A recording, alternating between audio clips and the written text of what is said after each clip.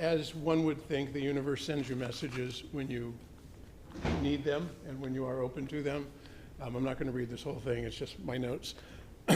My wife and I spent 5 days up in Grants Pass at this little place we like to go to, which was just lovely, especially since we didn't have any animal care. And we didn't have to deal with any animal care, let's put it that way. They were Speak what? Speak louder? Really? Me? Okay. Rarely something that is said of me. So anyway, we had a lot of nights to just talk and drink and talk and drink some more, and it was all very pleasant. But I realized, and maybe some of you are in the same boat, I have been working literally since I was 10 years old.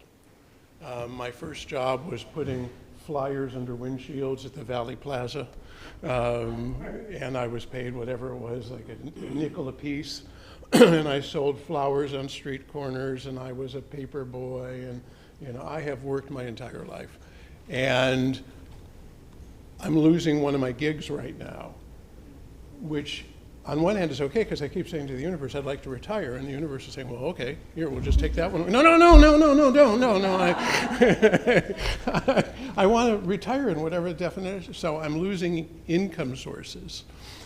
But it allowed me to realize that I want to embrace that, but I don't know what my purpose is if I'm not working. I just don't. And we spent a lot of time talking about that. Are you finding that's your identity? Yeah, to a large extent. I mean, I have I think a greater identity than that. But whether it's a male thing or a boomer thing or a Scott Marcus thing or an everybody thing, I just don't know how to put myself in perspective as I start to, shall we say, downsize. So we came back on Friday, and on Saturday on the newsreader the Apple newsreader, there was an article that came out by a woman named Angela Haupt, H-A-U-P-T. She's a health and wellness editor at Time magazine, and she covers happiness and actionable ways to live well. And her article was 4 ways to get happier as you age. And although I won't go through that list, because to be quite honest, I accidentally printed it out on something that was already printed on, so I can't read it. Part of my endearing charm. But I will point out that what she talked about is summed up. So there was a doctor named Dr. Carrie Bernight, who's a geriatrician who has treated thousands of older patients and has coined the term joy span, which she sees as the third piece of the longevity puzzle alongside lifespan, which is how many years you live, health span, which is how many of them are spent in good health. I don't know if anybody's familiar with the Greek myth of Arachnid. One of the goddesses fell in love with Arachnid, who was not a spider at the time. And she, the goddess, could live forever. But Arachnid was a mortal, and he was aging. And so she went to Zeus, and she said, can you make him live forever with me? And Zeus said, okay, and granted him eternal life, but forgot to grant him, or she didn't ask for, eternal health. So as he lived, he continued to age and get sicker and shrink, and eventually Zeus turned him into a spider and set him free so he could live the rest of his life, and hence Arachnid. But anyway, so the third one she came up with is called joy span, which it describes the experience of well-being and satisfaction in longevity and how important it is to us. To me, that's purpose, because I need to come up with some sort of purpose. And my purpose, I think, I had a chat with ChatGPT, and I said, talk with me, let's define my purpose. And it asked a whole bunch of great questions, came up with a class that it thinks I ought to teach here, but that's a project, that's not a purpose. So my purpose, and I think many of ours, is to be healthy, to be filled with joy for however long we are. So what she said, she has a book called Joy Span, The Art and Science of Thriving in Life's Second Half. I personally would like to think I'm in the second, third, but we'll see about that. And she talks about ways to do that. And so what I thought we would do, she says, the way that you get, and we've probably heard this, the way that you get more joy in your life is 4 areas: grow, connect, adapt, and give. And those enhance joy. And she said, the way we talk to ourselves, for example, when we say things as opposed to, I'm getting older, everything is aching, and what have you, and there's some truth to that, I imagine for you guys as well as for me. But when she says, when we say things like, I expect to grow, I'm going to put effort into my growth, and I'm going to push myself to do hard, uncomfortable things, novel things, and fun things, which will make me a different older person than the older person who says, I just can't do anything anymore, I find nothing fun, I just stay in my house. So her question was, ask yourself, what am I currently doing that is growth? It all starts with curiosity. Like if you have any tiny inkling of what the heck is Bitcoin, or I wonder if I could do stand-up comedy, or learn how to do makeup so I can do it for women who have cancer and draw on their eyebrows, that leads you in the direction of doing these and in finding more joy. So what I thought, well, what I wanted to do, and I hope you will share is just take the time we have to picture what gives you joy and take that one step further and make a commitment today. When I was a motivational speaker, I had a little motto which was called Think First, 1ST, which was pick one thing, make it small, start today. So I'm going to throw that back out at all of us. What is one thing that you could do today to bring more joy into your life? And we'll take about a minute just to settle and think about it. And then if anybody would like to share what they would be willing to do today to bring joy into their life, I'd love to hear about it. So with that long preamble, we'll take a minute.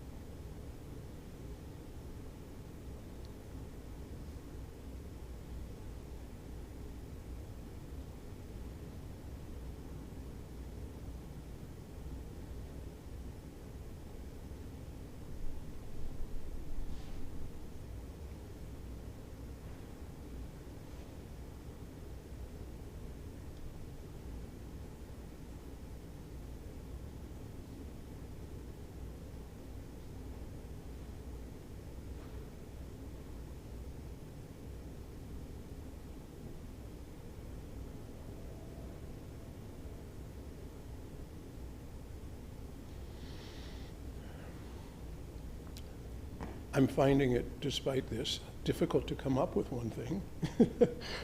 But for me, I think what I will commit to is I like to read. I don't mean this type of reading. I mean just escape type reading, and I never do it. I've always got something else I have to do. And as I've mentioned in the practitioner group, I think a lot of it is sometimes I don't feel comfortable with my own thoughts. So if I can keep myself busy, I don't have to deal with that. But there's a book that I started reading when we went to Europe last year, and since we came back, I have not picked it up. I don't remember the name of it. I have it on my desk, but it's a book by an author who has got a series of books. I think it's called the Old Person's Murder Club or something. And I don't think I'm messing up the name. It's about a bunch of old people who solve murders.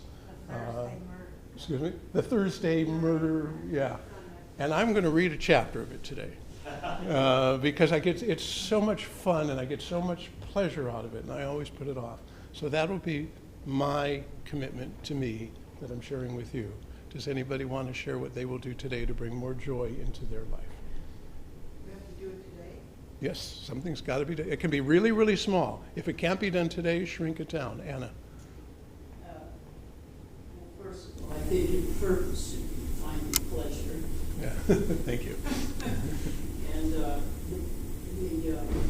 the thing I'm working on is, I've always expressed it through entertaining, but that even when I'm meditating, the whole point of it is to create that feeling of, like a radio broadcast, good energy. Like when you're meditating, you feel like you're joining a bunch of people who are trying to create a feeling of joy instead of waiting for it to happen. Edward. Mine is creating me time. I don't have any me time. Yeah. I've got something to do every moment of the day. And it doesn't involve the things I want to do. I've got instruments that I'm styled to sit down and practice. I've got being able to consolidating to get finished so that I can publish. And what I do. So today I'm going to take at least an hour or two and have some me time. It's 5:06. Marie? I'm going to start a new art project with a new medium that I purchased but haven't gotten around using. I'm still using, I love watercoloring. That's what I'm doing, something new, so I'll start that today. Sounds delightful. Lori? Mine is in the growth category. I've already started it. I got silver sneakers when I got on Medicare, and I have so much opportunity to go wherever I want to take dance classes, exercise classes. The place I have been going is not open on Sunday, so now I can go on Sunday if I want to work out at another location. And I'm actually having a lot of fun with it. It's bringing joy to my life. I mean, there's some really interesting classes that I'm taking that I wouldn't have taken because, it costs money to be in this particular gym. So, and it's bringing joy at the Yes. same time. We have time for about one, maybe two more. Right. Yeah, I want to make sure to have better contact and connect with friends and family more often. That life could go on once you're done. So, Wonderful. One more? Angela. I don't want to share one thing, but it's interesting that you talked about purpose this morning. Can I read you an email I sent somebody yesterday? By all means, that'll be a great way to close this out. This is it. This is to somebody I'm working with who's sad about not having purpose. I've been thinking about you and your feeling that you have no purpose. The truth is your very being is purposeful. Life is expressing through you simply because you are here. Your breath, your laughter, your moments of appreciation, all of these are sacred offerings. The infant delights in you, noticing the sunlight on the leaves, the taste of your morning coffee, the sound of the birds outside your window, petting your animals, caring for the people around you. Purpose is not always about great deeds. It's about bearing witness to the goodness of life, allowing joy to return one moment at a time. And then I recommend you doing a gratitude journal. Coming to that. But you are still needed, still loved, still part of the great rhythm of life. And as you open your heart to gratitude, your life will quietly bless this world. Thank you, Angelica. Thank you. Thank you for helping to spread some joy. I hope you'll take this forward and go into the world and combine more. The book title, The Man Who Died Twice. So that's the book I'm reading. Richard Ostrom, does that sound like the author's name? Okay. Thank you all for sharing with me. I appreciate it, and have a good rest of your day.